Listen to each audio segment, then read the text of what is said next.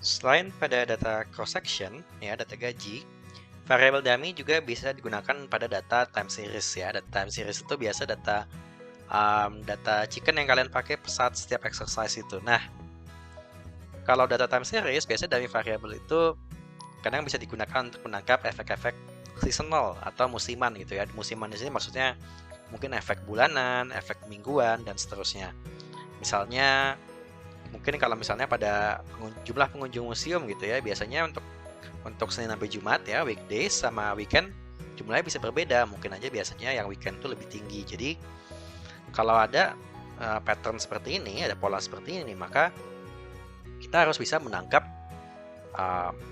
pola bahwa kalau weekend itu memang angkanya lebih tinggi seperti itu. Ya, atau mungkin ada juga penjualan makanan gitu. Mungkin ada yang laku di bulannya Desember atau lakunya di bulan Februari gitu. Dummy variable bisa digunakan untuk hal-hal seperti itu juga.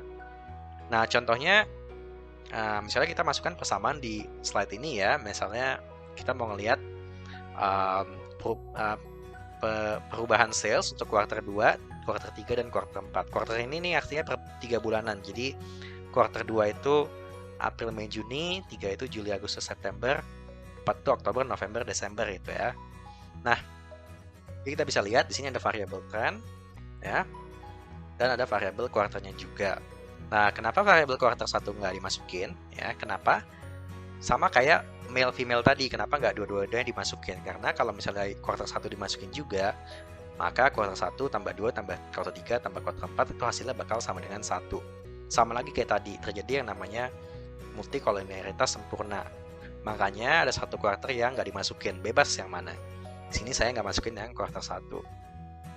Nah, untuk dummy seasonal ini kalian baca lebih jauh aja dari buku Panduan Views yang sudah saya tulis, yang warnanya kuning. Kalau misalnya kalian belum punya, di Tokopedia juga ada kok, bisa dibeli aja.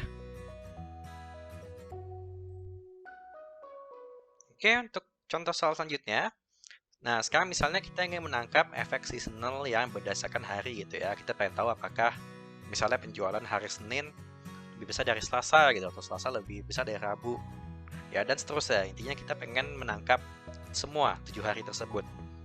Nah, berapa dummy variabel yang harus dimasukkan ke dalam model kita? A, 6, B, 7, C, 8, atau D, tidak ada dummy, tidak diperlukan. Oke, pikirkan dan kalian bisa pause video ini sekarang.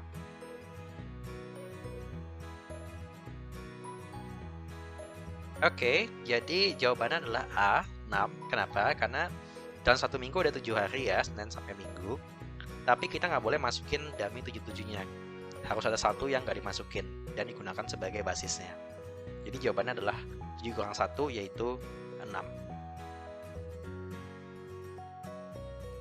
Oke, review hari ini. Hari ini kita belajar tentang dummy variable, ya, variabel yang hanya bisa berisi 2 kategori, di sini 1 dan 0. Kita belajar juga tentang asumsi perfect multicollinearity, tentang interaction dummy, dan juga sedikit barusan tentang efek seasonal. Oke, selanjutnya tolong kalian ke account Teams kalian dan kerjakan forms yang sudah assignment quiz forms yang sudah disediakan. Quiz ini akan diadakan setiap minggunya, jadi untuk ini kerjakan quiz yang pertama ya. Oke, sekian untuk channel 9, terima kasih.